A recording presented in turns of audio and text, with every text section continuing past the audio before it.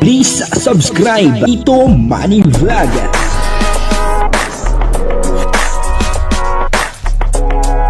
Payagan po si Tito Manny Vlog na mag-reactor para pambiling gamot sa kanya pong karamdaman. Wala man siyang records ng ng awayan. Grabe no, may panibagong blessing na naman po itong si Carla, Grabe no, talagang napakaraming blessing na dumarating kay Carla, At ngayon ay talagang umpisa na yung isang magandang bahay para sa kanya, Pero ang inuna niya ay bakod muna, at susunod na siyempre yung bahay.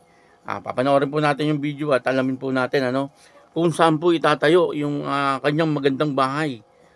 Papanoorin po natin at ang kabuuan po ng video ito ay mapapanood po natin sa YouTube channel ni Kalinga Prab.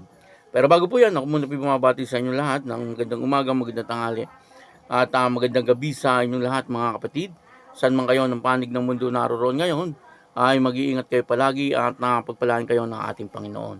Maraming salamat din po sa patuloy na tumatangkilik sa aking YouTube channel at nanonood sa aking video reaction. Patuloy lang po natin suportahan sila Kuya Bal Santos Matubang, Kalinga Prab, Ate Edna Vlog, Jack Tapia, at syempre yung mga kasamahan ko po sa Karepa, ganun din po yung mga charity vlogger na Kalinga partner.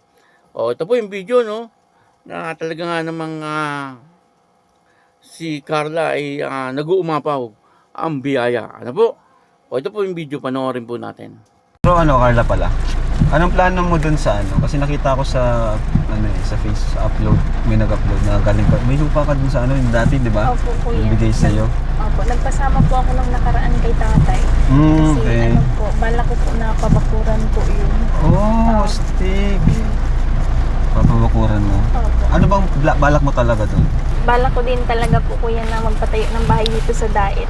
Kaso po is nag-iipon pa po ako. Kaya bakod na muna po. Bakod na muna. Sa bagay, kasi ang layo ng Tarong, di ba? Okay dun sila mama at papa mo. Pero kung ikaw, yung mga kapatid mo, someday mag-aaral sa Daet, di ba? Sa halip na mag-rent ka, di ba? Kahit magpatayo ka nga ng yung parang half body lang, at least may bahay ka dito Kaya sa Daet, di ba? Sayang din kuya yung gagastos. Sayang yung renta na 10K every month. Sayang talaga. Pero good yan, investment yan, Carla, na makapagpatayo ka ng bahay dito. Pero para sa akin, simulan mo na kahit kung ano lang yung kaya mo muna, gaya ng ginagawa mo, bakod muna, di ba? Para pakunti-kunti. Binabudget ko lang din po yung savings namin. Kasi po, baka po maubos ka agad-agad. Siyempre po, di ko rin naman po alam kung anong mangyayari. Napanood po natin yung video, At dito nga po ay magpapatayo na ng bahay si Carla, Pero inuna niya po muna yung bakod. Kasi yung bakod lang muna daw po ang kaya ng kanyang budget. Sa ngayon, meron naman daw po siyang ipon, pero yun daw po ay pang-emergency. Kumbaga, ay hindi naman daw po niya alam kung ano yung mangyayari. Kaya dapat ay hindi po siya mawala ng savings. Kaya kumbaga ay ayaw niyang mauubos yung kanyang savings. Kasi siyempre, pag nagpaumpisa po siya ng bahay, ay talagang dead money po yan. Talagang puro labas ang pera po dyan. Kumbaga ay talagang mauubusan po siya ng savings, kung depende po yan, kung gaano kalaki ang kanyang ipapagawang bahay. Siyempre, kung nagkakahalaga po ng milyones, ay baka maubos yung savings ni Carla. alam naman po nating lahat na talagang etong si Carla ay sigurado marami na po itong ipon. At sa ngayon ay masayang-masaya po tayo, sa nakikita po natin sa buhay ni Carla, sapagkat unti-unti ay nakaahon na po siya sa hirap. Hindi po katulad ng dati na talagang kung hindi po siya magtitinda ng mga kakanin, ay wala po silang pambaon na magkakapatid. Dati ikwento niya po yan, kaya nga daw po siya nagsisikap, na magtinda upang sa ganun ay meron po silang allowance, at meron po silang baon na magkakapatid. Ngayon ay wala na pong problemang ganun. Alam naman po nating lahat na kumikita na rin itong si Carla. Una po sa kanyang YouTube, kumikita po siya. Pangalawa, doon po sa kanilang online selling. At patuloy din ang pagdating sa kanya ng blessing.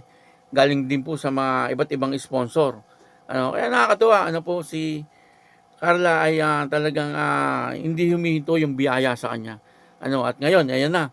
nagpaplano na po siya na magpagawa ng sariling bahay. Ito talaga, kanya po ito. Kaya niya naman po naisipan na magpatayo po ng bahay kasi magka-college na po yung kanyang mga kapatid. At siyempre, importante po doon yung tutuluyan po nila. Kasi napakamahal din po ng arkila ng apartment. Kagaya po niyan, umaarkila po yata siya ng 10,000 monthly. Sayang, kasi pwede ng pantuition, sa isa sa kanyang mga kapatid. Kaya sa ngayon, ay talagang ang mga plano ni Carla ay puro sa kanyang pamilya. At nakikita po natin na talagang hindi po siya tumitigil, hanggat hindi po gumaganda yung kanyang buhay. Napaka-mature ng isip ni Carla. Bagamat siya ay 19 years old pa lang, pero kung mag-isip po siya ay talagang parang may pamilya na siya. Parang gano'n, talagang napakaswerte ni Kalingap Jomar dito kay Carla. Bukod sa mabait, maganda, at ayan, nakikita po natin, masikap sa buhay, mapagmahal sa pamilya, at siyempre, ganoon din si Kalingap Jomar. Nakikita po natin na si Kalingap Jomar ay masikap din sa buhay, kaya swak na swak, bagay na bagay po silang dalawa, at mahal na mahal naman po siya ni Kalingap Jomar. At ganoon din si Carla kay Kalingap Jomar. Naprang po siya ni Kalingap Jomar, na kunyari merong babae si Kalingap Jomar doon sa kanyang apartment. Pero yun po ay kakilala din po nila. At dito nakita po natin si Carla, na talagang galit siya. Pero hindi niya po pinapahalata. Pero galit po si Carla. Ibig sabihin ay talagang nagselos. Etong si Carla. At doon ay pinapakita na talagang mahal niya po etong si Kalingap Jomar. Siyempre, sa lahat po ng pangarap ni Carla, ay kasama po si Kalingap Jomar. Pagaya po niya, magpapatayo po siya ng bahay. Una, bakod muna, sunod ay bahay.